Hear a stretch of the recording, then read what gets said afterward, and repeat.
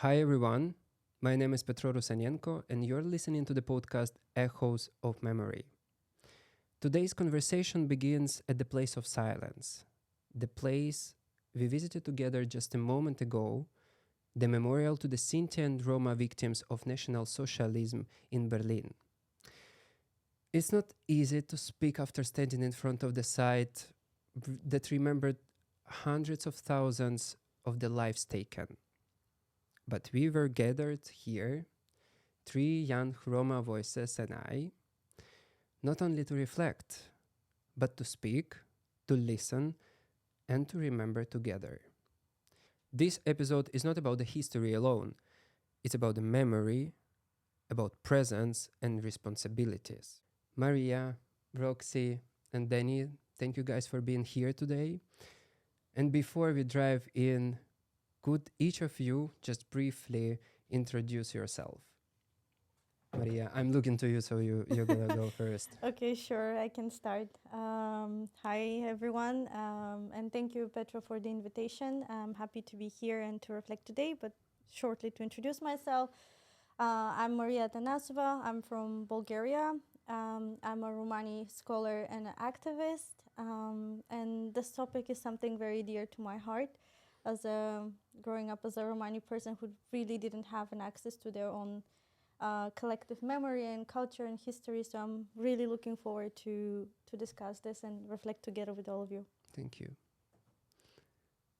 Would you go next? Sure. Hi, Petro. Lovely to be here with you today. Thank you for the opportunity. My name is Roxy Toledo Munrose. I'm an artist. I kind of specialize in Romani arts and culture. I've also just finished an internship here at Ariak. And yeah, I'm just really excited to get into this topic and maybe bring a bit of a creative flair or creative eye to our perspective on things. Yeah, thank you for inviting me, Petro. My name is Daniil Hromyko. I am from Ukraine. I am also Roma. I am a film director, script writer, right now studying in Berlin as a student and working in different Roma organizations connecting to a human rights movement and defending the dignity and rights of Roma people in Berlin and in Ukraine. Thank you, Danny. Thank you, guys. As I just said, we just came back from the memorial. I know that for all of us, it's not the first time visiting this memorial, but I know that, Maria, you haven't been there for a couple of years. So let's start maybe with our experience today. What's the reflection you have after visiting the memorial? How and what stood out to you? To be honest, this is not the first time I'm visiting the memorial. However, every time I visited, there is quite of a mixed feeling. On the one side, I feel sort of a pride being there, seeing a space that is visible, that is meant to be for Roma. On the other side, obviously, knowing the history and all the lives taken, it is tragic and it's sad and it brings a lot of deep sadness as well. But in a way, it makes me happy to be there. And every time when I'm in Berlin, I actually try to visit the memorial because that is one of the very rare opportunities that I have to be in a space where I can really feel and say that this belongs to us and it's part of our history and collective memory as well. So even today, visiting the memorial with all of you guys, it felt nice in a way. Just knowing that there is a space that it belongs to us, that no one can make you feel ashamed of it in a way, maybe because of our identities. I don't know for you, but personally, always growing up, as a Romani, I always meant to be this shame or to hide my identity. And I think having this space, especially here in Germany, in Berlin, it is also very symbolic. Historically, it feels, I feel pride, I feel proud. I was just about to say that actually, that I was just wanted to make a comment on, Yeah. because I share your reflection, even though the place itself supposed to give you some kind of sad feelings because it's so many horrible things happen, right? But I feel proud that it exists, the place where we can commemorate, where there's so many visitors. We're going to talk about it later, about the location itself. It's really important. So I kind of feel the same proudness that we have this memorial. And there is, there is so many things was around this memorial. Just didn't happen. It's happened in a way after so many protests and work of the activists beyond this monument that it's now placed in the middle of Berlin between Reichstag and the gates, Brandenburger gates. Because as you know, most probably the memorial began the reconstruction in 26 years later that Germany officially recognized the Roma Holocaust, which has happened in 1982. I think there's so many questions here that we could discuss and reflect on. On the one side is, do we have enough spaces for collective memory, for acknowledging the Romani Holocaust? The other, where does this recognition happens? This memorial is one of the very few opportunities that we have all across the European continent to claim our history. And then all the obstacles that are happening in terms of acknowledgement that there is a need of so much pressure in order to happen. So that is very puzzling, and there are so many questions around that. Let me just quote here Romani Rose, who was involved into constructing the memorial itself. He said, "We don't get anything we don't claim." I would also like to add a couple things, because as I see now, I am very happy to see the tendencies that now we have more and more Roma organizations, like that are basically creating every day in Ukraine, in Germany, in Europe, and globally. And the thing about the memorial, which I think not the main reason, but like partially part of that, it is because that like the first World Roma Congress was only in 71, as I remember, or 72. So it also took us so long to create first like union together globally. Like it took us so long to take some actions in our own hands and to create this activism like globally in every country. So I think it is also a sign for us to be more active and to be more involved into creating and basically having this recognition. As I would think. add, and more united at some point. Yeah. I think culture, and especially fine art culture, can be a very powerful tool in claiming space, as we've just touched on briefly. And this artist, Delaney Barr, I think is having a very influential, there are other artists as well that are of course involved in this, but she is very poignant at this time in our culture. Yeah, I do agree that, taking up space and claiming the spaces, it is very important and crucial, especially as being the younger generation now. But connecting into the movement, it is kind of easy to talk about it, but we should consider that there were and they are still so many obstacles, even getting to that point where you actually feel confident enough and visible enough in this world as a Roma in Europe today to be able to say, okay, I would like to claim this space. I feel confident enough. I could be visible and seen and acknowledged, and you don't have this need. But there's so much oppression happening historically, and so much trauma that hasn't been really deconstructed, processed as well. We are all directly or indirectly somehow not a product, but rather we had this impact. Because I don't know how it's for each of you, but have you had access to your own collective memory or history? I think that's the first step when you know your history and you know what happened to the Roma victims during the Holocaust, to be able to say afterwards, okay, I feel visible and confident enough that I could claim the space. But I think historically there have been so many other obstacles that really could not allow us either to be politically active, etc. It takes so much power, willpower, so much consciousness, and to be able to process so many things before that. I want to just draw your attention on the location of the memorial, because this is I consider that one of the most important, that we have many cases when the Roma monuments built somewhere out of the cities, or in the maybe settlements where the Roma lived before, which is usually not in the center of Berlin. And how many visibility this monument is bringing to the Roma Holocaust, that's, I mean, crucial things for me about this memorial.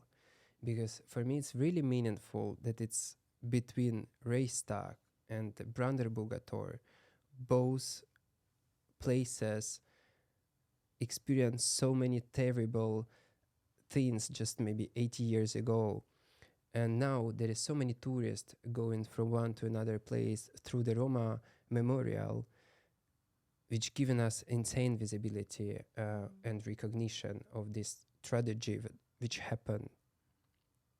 I think one of the most poignant things for me about the memorial is just how peaceful it is in such a central location, and like the power that nature kind of has with it as well. Like there's always these little rabbits that are so comfortable living there in such a central space, and it's so safe and it's so secluded and so calm and like so peaceful. And I think that's really important for being able to experience our emotions as well when we're there and we're processing this information that is public. And I can totally agree with that about with the peace factor, because I have been to memorial like many times myself in different conditions, and every time I go there I can feel this peace. And as well, what I would like to add is I am passing this memorial quite often, because I don't know, I like to take a walks to like Potsdamer Platz by walks through there, and every time I see lots of people like going there, reading all of this information,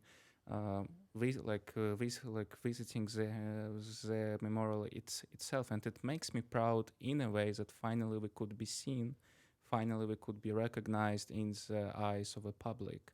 Not just the government, not just the other Roma or like minorities, but in the eyes of the public that's just passing by and can see and basically acknowledge and read that. So for me, it's really a nice touch, as well as a location, as Petro said, because as you mentioned, it is kind of in this very visible space, but it's also very symbolic space in terms of that it is kind of like a reminder for the Bundestag, for the Brandenburger Tor, for the action, and it is kind of a reminder for them to not to repeat that again, because from some parts of the building you can literally see it from your window, like you can literally see it, and it is kind of that you constantly remind that. So that's what I like about the location as well. I also really appreciate the information on the wall, which is around the monument itself, because without those information, many people wouldn't even understand what is there. As you mentioned, I also like the peaceful vibe next to the monument with the rabbits around, and many people actually enter in because they see in the rabbits. Let's be honest, but then the wall is bringing back them to the reality, to the what actually is it right now. There was no peace at that moment. Actually, one of my favorite things about it is that it's so visible. So you may not go with the purpose of visiting the memorial itself, but rather just by passing by, you get really caught up. And today I actually stopped and read some of the individual stories, and I think that is so important to have them up there, because people who are simply passing by, they could read and engage. It is very interactive as well. There is a visual part, there are personal stories, and I think that element, it's so important. And I think that's one of my favorite things about it, because it's very visible, and it really invites you to engage and to read. Yeah, And rarely we hear about personal stories of Roma depicted in such a way. I mean, historical context, and then really humanized and individualized. I think that's super important. Yeah. Well, that is bringing the humanity when you're reading the personal stories. Also, what I like next to the wall with the information and the personal stories, all of us seeing that cartoon were made with those personal stories. So it's like kind of also interactive way how people could learn about the Roma history, because I mean, not everybody wants to read, but the way how they try to educate the people, it's like really nice. I found it really important that they did this visual next to the memorial. I don't know if you had a chance. There is quite clearly, in a simple way, but at the same time very meaningfully, explain the whole history of the Holocaust per year in each part of the wall, which is like also given a lot of context, because during the Second World War there is so many things, different things happen, and it explained the chronology how we ended up with the Roma Holocaust. So we just talked about the location, but also I would draw your attention to the symbolism, to the details of the memorial itself. How does it speak to you, those symbolism? The circle, the triangle in the middle, the flowers on the triangle, the stones around. Do you have any feelings, reflection? I think that for me, first of all, as we mentioned before, it was really peaceful there, and this atmosphere it like basically saves throughout the whole seasons.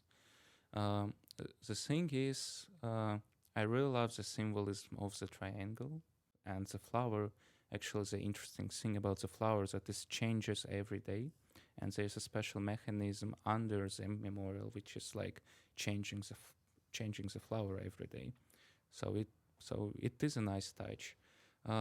In general, I think for me the most powerful is the walls with the personal informations and basically animations, because they all made by Roma people, by Roma organizations, and it basically showing that we can do all of that.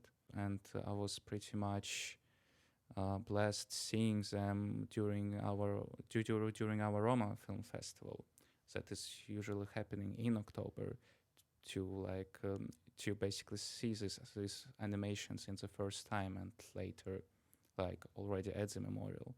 But yeah, speaking about the feeling overall, I just feel this silence, basically silence of all of these, like dead bodies, dead people that have been murdered, and it is kind of giving you, I don't know how to explain it, but for me it kind of gives you a very strange sense of peace, that you're kind of sitting together with them in a way, with this circle, with this like basically with this eternal flow of this small lake, river, whatever. Yeah, like that you just with them. I don't know how to explain. That's how I feel. I just want to add that the triangle refers to the Nazi camp badge that Roma were forced to wear. And for me, it's very symbolic that we have it, and that we have daily fresh flowers.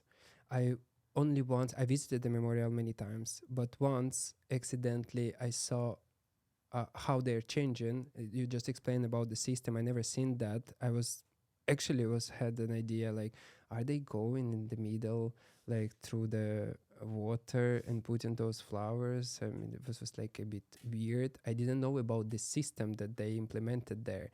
And once I came and there was no triangle, I was like, what's going on? Where are they trying to destroy the memorial, or they are having some, I don't know, let's try to fix that wherever.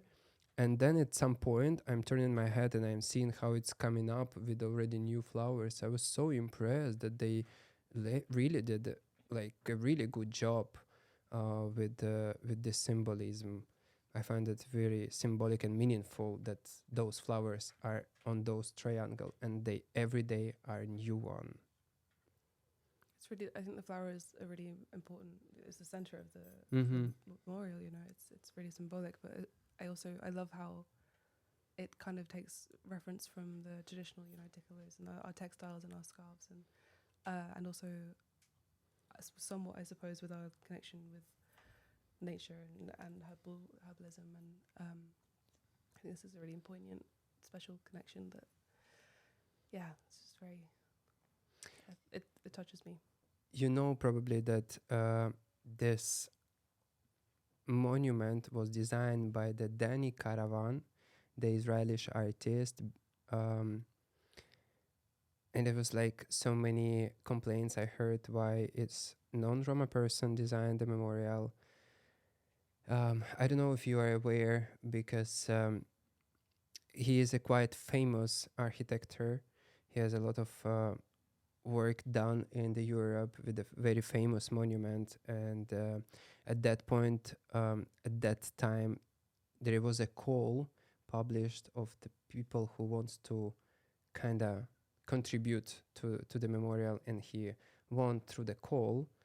I just want to mention this because there was like so many questions. Why is this non-Roma? So mentioning that, I also want to say that there is a Roma person was involved into designing of the monument, is Romani Rose.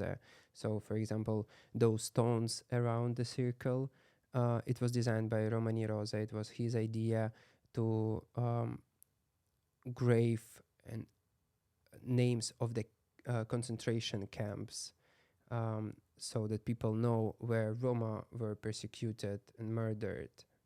And as you saw, there is so many names on those stones. Yeah, 2 points. So one of it is I think we engage differently with the memorial as Roma ourselves, and then how the public engages, even the architecture and the structure of it as well, because for us symbolism means something, and because we know the history very well of our collective history and the Roma Holocaust. And I think the symbolism will, as you mentioned, you like that triangle because for you it brings a special kind of memory of what does it mean, and commemorating in a way that's It's pain kinda and the badge, right? the bridge of the memory to the past. Like, Yeah. that's yeah. what I tried to say. Yeah. No, it makes sense. But I'm not sure how the public views it. And Yeah. what I've seen today, actually, as also you mentioned earlier, that the feeling, the peace that it gives you, and I think we interact differently with it because from the very little time that we spent today, I've seen the people other around it who just pass by, and how they observe. They actually read more and they go through the stories and the history around it, but we focus ourselves on the feeling, on the space itself, which I think it was very interesting. I personally didn't know, to be honest, that there was a Roma person involved, and I'm glad to hear that. But also I can understand, on the other hand, how people could criticize and, who built it and how that went. I mean, important to say that Dani Caravan is a good friend of Romani Rosa, so it was like collaboration work on the monument, and also he is a worldwide known artist, which really won through the call. Also important maybe to mention that at that time there was no Roma famous architector who would really do a good job. And one of the reason to push the German government is to bring some famous architecture to finish the memorial site. So it was like complex work at that part. It's like I shared absolutely, I shared this feelings like why is non-Roma person did it, but at the same time I can understand that there is no that many Roma at that moment who could really make it happen. Yeah, I suppose this is unfortunately telling of the situation that Roma find themselves in, of access to higher education and arts not being so easy to come by. And I suppose there's so much more work there that needs to be done. Yeah. Okay, well, maybe a little on the contradictory, but I don't think that it has to be somebody famous. I think it's more, I guess, speaks a little bit on the approach. Like you mentioned, there was a call. I'm speaking to this as an opinion. Just I'm not that familiar with the process itself, but who has an access to the information as well. On the other hand, we shouldn't be the active part to look for these opportunities. It has to be the government, the German government in this case, that tries to acknowledge the place and build it, etc. I think they need to have a more active approach and looking for people, etc. I'm sure that there are many talented Roma architects out there, right? Yeah. 100%. So I guess, it is complex. As we acknowledge that the fact that it exists, as we acknowledge all the symbolism around it, and that it is a good job done. And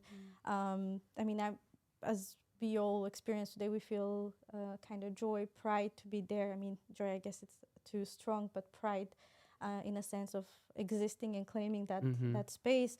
I guess it does not do harm to acknowledge the criticism as well to it. Yeah. Can I also add? Sure. Yeah, I just wanted to say that that this whole situation with Roma artists, non-Roma artists, this kind of like taking us back to a very big question of the education and for the possibilities of many Roma people. This is also taking us back to a very global and general question about Roma and education.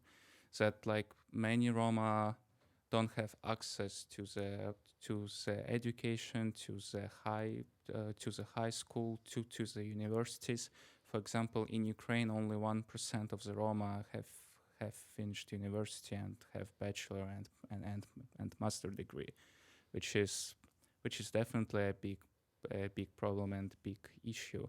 So with that, maybe this can also be a call for a young Roma artist to express themselves, to not be afraid to be the Roma artist and to kind of stand as a Roma artist because the space is not taken. Like we have so many possibilities for the young Roma, and also what I think, lots of NGOs should also focus on providing the education because we have so many smart people. I have been working in the refugee shelters, and I have met so many kids who are at 5 years old can speak already 3 languages, and they all learn it by themselves. And we have many talented people, but who are unfortunately very limited in their conditions. And it is something that we should keep in mind, and also to address, to provide possibilities for these people to create, to write, and to write poems as well. Just let me contribute to this discussion, because I feel that I absolutely support the idea that there is so many talented Roma that doesn't have just an access to the information and visibility, but also when it comes to the reality of applying and proving your professionalism, the education means a lot. So, and referring to your point that there is only 1% in Ukraine who got some professional education, bachelor or master. So I see the real reason why it was built by the Israeli artist. They have more access. This is the reality. Well, maybe, again, I would like to comment on that, but we should be a bit careful with the narrative, because I absolutely understand that there are so many people who don't have an access to education, who don't have an access to specialize, to build expertise, etc. But firstly, we should understand that that's not a choice. That's a consequence of many structural issues and obstacles that these people have in their own countries up until now. And even those who make it, and they are experts, sometimes they are not seen as such because they're Roma, and they have to always prove themselves, and their work and everything they do as expertise has to be exceptional. And no one cuts them a slack, because in a way they're not seen, you're not expected as the Roma expert to be the expert. It is a little bit easier for the society to see Roma in a more victimhood position, or the person who always receives, or the person who's more vulnerable. And again, maybe bringing here the NGO point that somebody works with them always, but they are not the expert, the educator, the professional. So maybe just bringing that narrative that it is not only a choice and an access, and to the point of young artists applying, but it's also a little bit of the stereotype and the societal view, because Roma, I mean, on the other point that we don't know about Roma artists, well, there are so many, like for instance with music and history as well, there are so many contributors to the culture, to the Roma culture, but we don't know for different reasons about them, right? So it is I think a bit of a complex thing. I do agree that there has to be more work done on providing access, but that work has to be not only devoted to the NGOs and expected from them, but also governmental. And the lack of access, the lack of information, it's a consequence, and because of the history and everything what happened. And also, if I could just jump in, sorry. Sure. There's also a recent project, I forget the name of it now, but another memorial project that Ariak was involved in, that is also a very beautiful prime example of a young Roma architect building a memorial. Nikolai Georgiev. I'm not sure that I pronounced that in the right way. You know who, yeah, that one that built in Bucharest. This is the recent one, right? Yes, Nikolai Georgiev Memorial that is now in the constructions. How he was involved in that? So I'm really not feel confident to share all the information, because to be honest, I didn't learn that much. But as far as I know, there is a memorial supposed to be built in the square dedicated to Nikolai Georgiev. And there is going to be a memorial about him. But also, what I want to jump about the Roma artist, I found it really important, the poem which is around the memorial were made and written by, it was written by the Santino Spinelli, famous Roma writer and musician. It's a lot to unpack.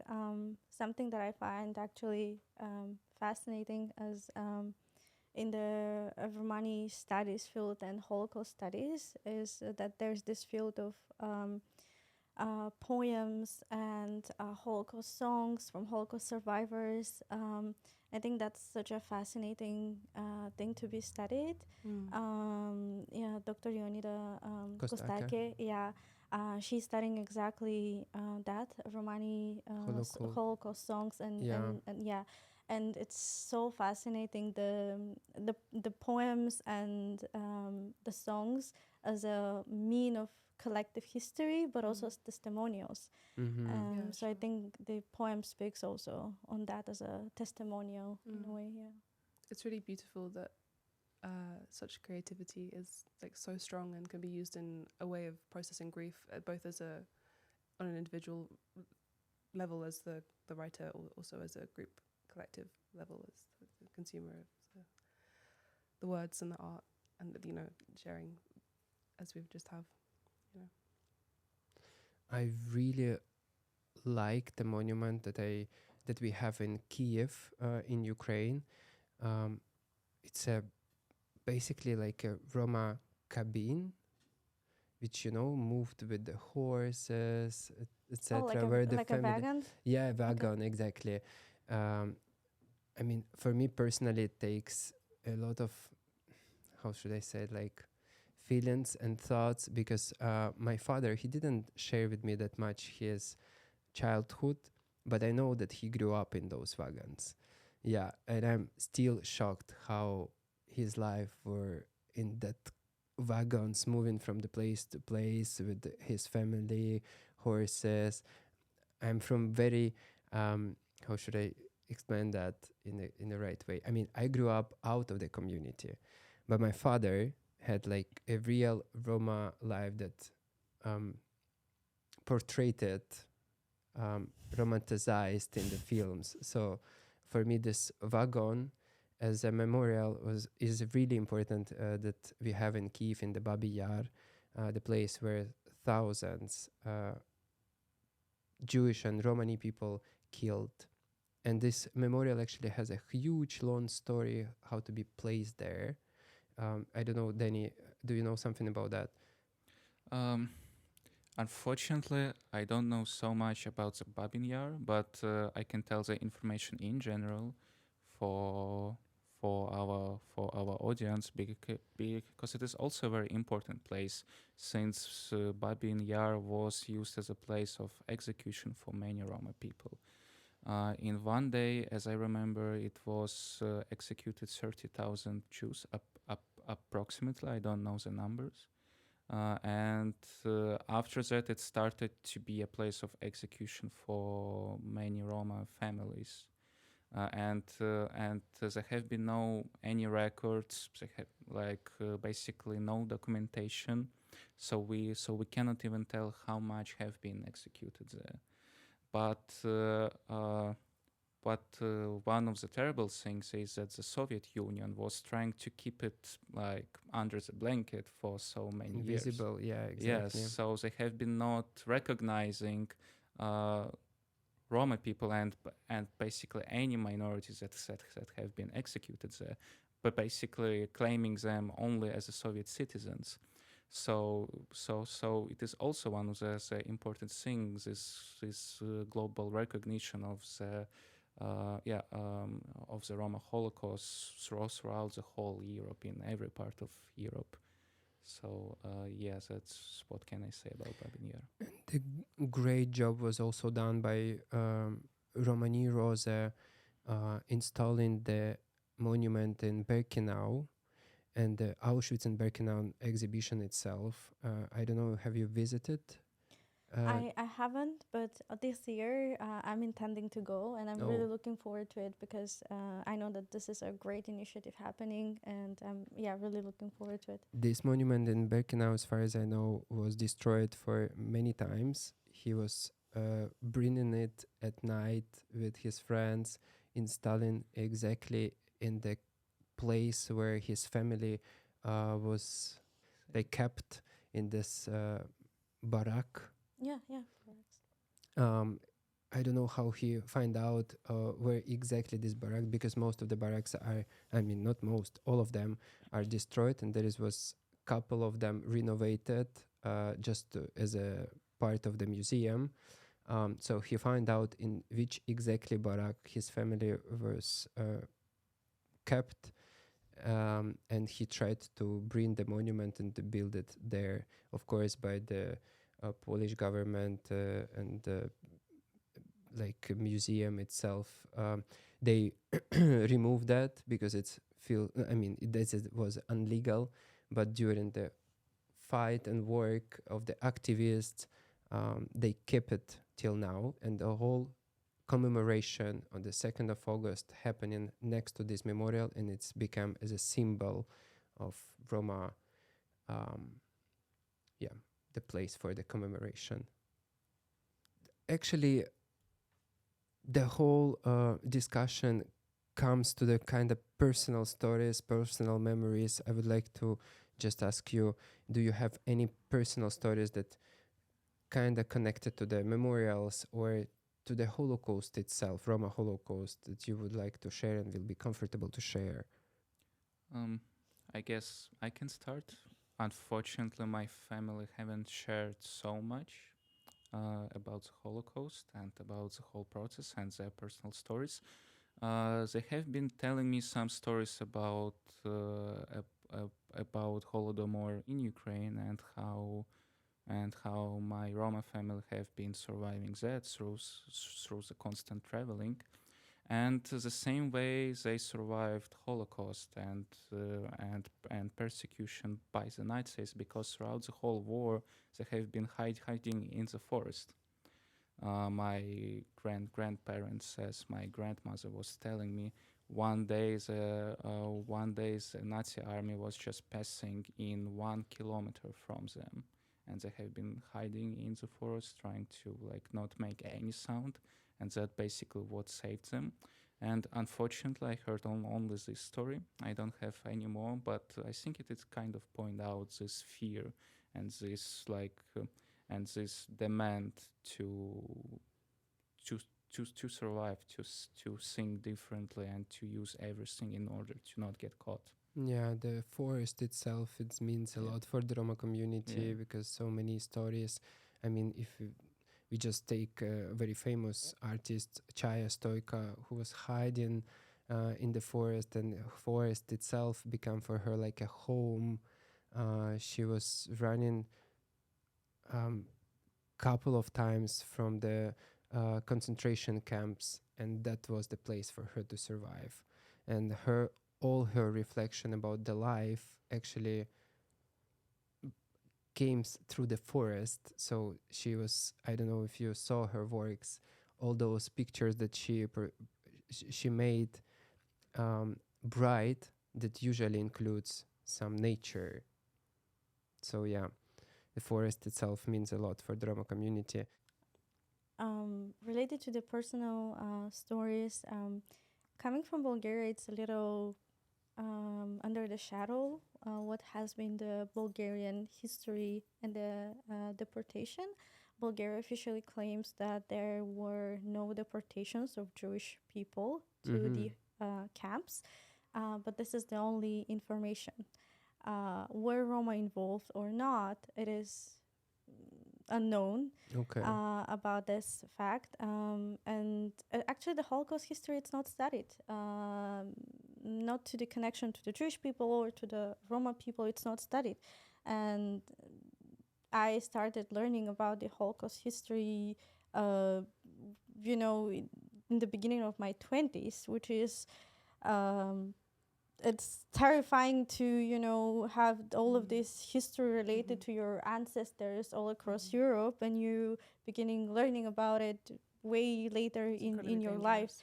Yeah, and so Bulgaria claims that there were no people deported.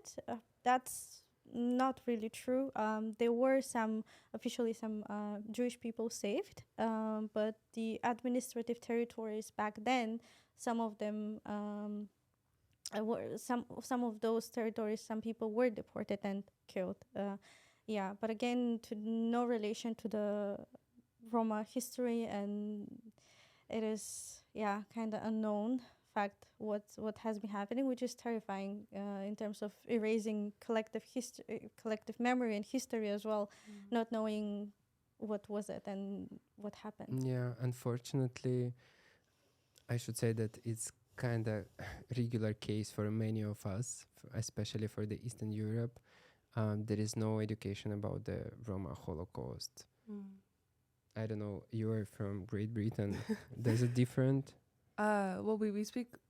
When I studied history in school, of course, as everyone does. But it talks we had quite a heavy understanding of the Weimar Republic and the rise of Nazification, which I think was actually really helpful and special.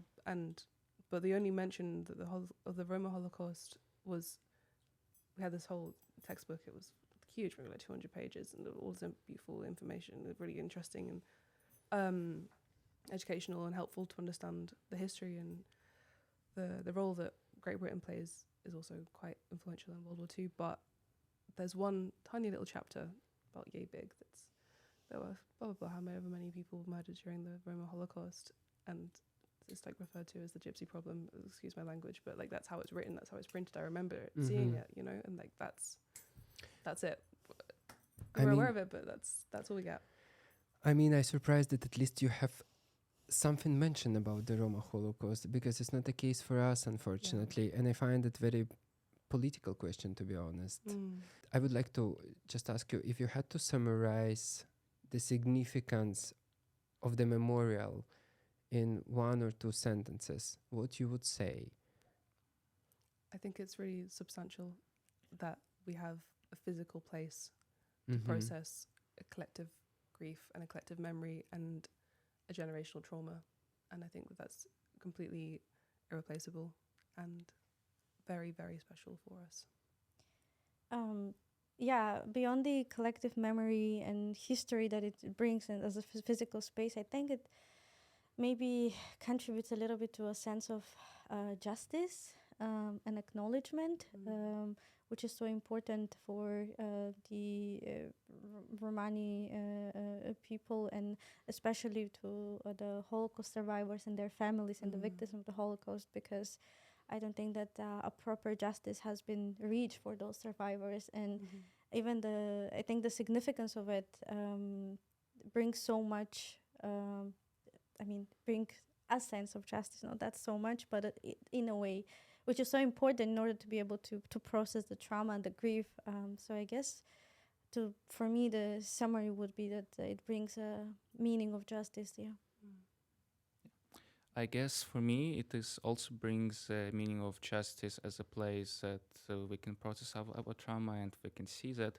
But also what it brings for me, it is kind of a symbol that we can move forward now. Because finally we have this memorial, finally we have a place where we can reflect, see it, share it, and like basically mourn, but also we can move forward and we can fight and basically advocate for our rights and for our recognition, since this memorial is a pure statement of that. And my personal reflection gonna be that commemoration itself should happen not only in the public space, but also in every museum, in every institution, and we should talk about the Roma Holocaust more and more, and we as the youngest generation now have these responsibilities to pass this through the wider audience. Thank you guys, thank you for being part of this conversation. If this conversation is resonated with you, we ask you to share this content, put your like, subscribe to the ERIAC channel, and stay with us.